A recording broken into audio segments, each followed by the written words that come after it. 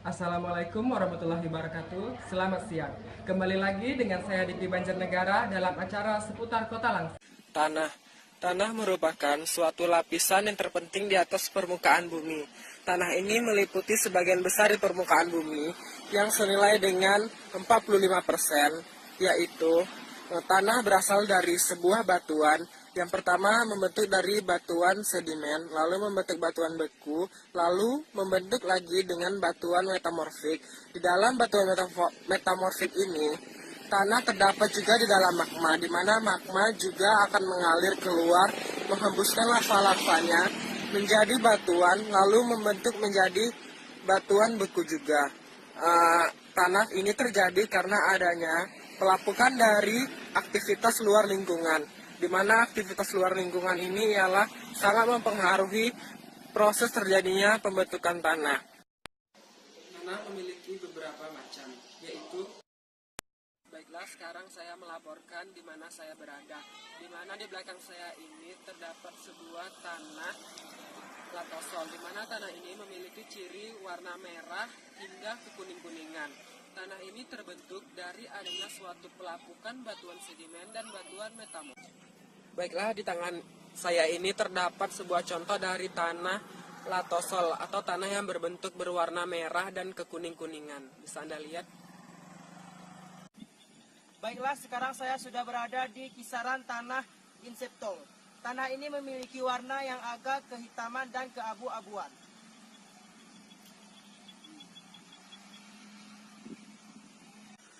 Tanah ini sangat cocok dibuat untuk lahan perkebunan, seperti yang di belakang saya, yaitu pohon kelapa sawit.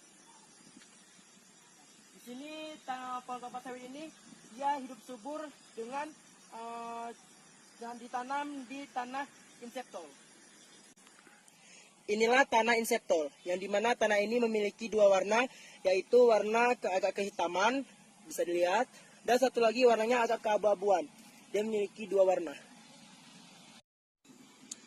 Tanah laterit. Tanah ini memiliki warna merah bata karena banyak mengandung zat besi dan aluminium. Tanah ini adalah tanah yang tidak cocok untuk ditumbuhi oleh berbagai macam tanaman. Bisa sih tumbuh, tetapi tergantung oleh tanaman itu tersebut. Bisa Anda lihat, ini adalah tanah dari laterit. Warnanya berbentuk seperti merah bata, di mana merah bata ini terkandung banyak berbagai macam zat dan aluminium. Baiklah, sekarang saya sudah berada di sekitaran tanah yang berbentuk seperti pasir atau yang disebut dengan tanah pasir. Tanah ini seperti dengan namanya, tanah ini terbentuk dari hasil pelapukan batuan dan pasir. Dan tanah ini tidak memiliki kandungan air dan mineral. Saat ini yang saya pegang ini adalah contoh dari tanah pasir, di mana tanah ini tidak memiliki kandungan air dan mineralnya. Baiklah, sekarang saya sudah berada di kisaran tanah humus. Tanah ini sangat bagus untuk pertanian, karena tanah ini dapat ditanam seperti sayur-sayuran yang ada di sekitar saya, dan juga seperti jagung, karena hasil dari tanah ini itu sangatlah memuaskan bagi pertanian yang ada di sekitar sini. Inilah tanah humus, yang dimana tanah ini sangat bagus daripada tanah-tanah yang lain.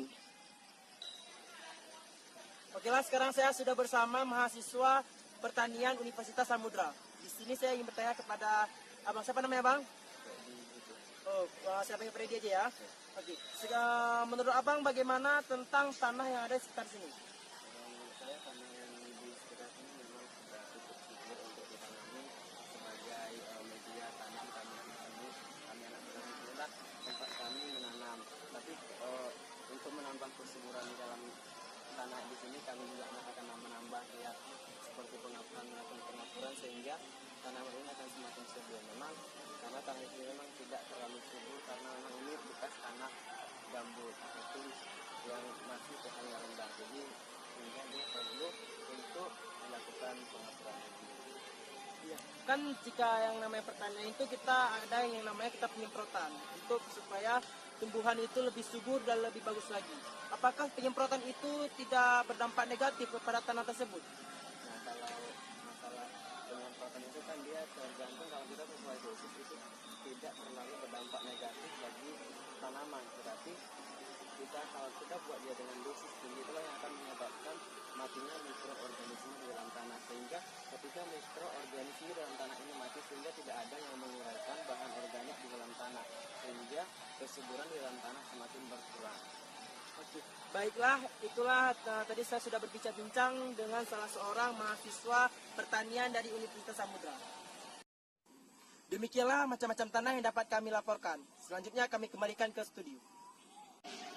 Adapun beberapa dampak dari tanah, yaitu penikisan tanah ini ialah terjadi akibat adanya aktivitas lingkungan manusia yang selalu mengeruk hasil tanah ini. Di mana pada pengikisan ini adanya berdampak buruk pada manusia, yaitu tanah ini akan longsor apabila akibatnya ada air hujan yang terlalu deras. Ini adalah sebuah tanah yang longsor akibat terjadinya suatu pengikisan di tanah ini.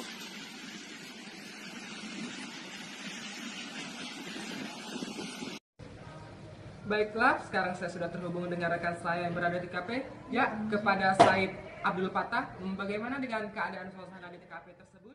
Baik Diki, sekarang saya berada di desa Birembayu dan saya sekarang bersama warga Birembayu. Bagaimana pendapat Anda tentang pengikisan tanah yang terdapat di Birembayu? Ya, seperti yang kita ketahui ya, walaupun mereka sudah mendapat izin dari pemerintah untuk mengikis tanah ini membuat perbankannya, tapi juga berdampak negatif.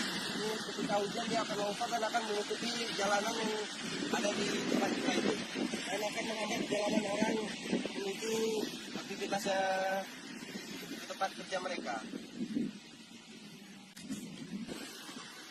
Baiklah Diki, itu yang bisa saya kabari. Mari ke studio. Demikianlah berita yang dapat saya kabari. Saya Diki Banjarnegara dengan rekan saya Said Abdul Patah mengucapkan terima kasih dan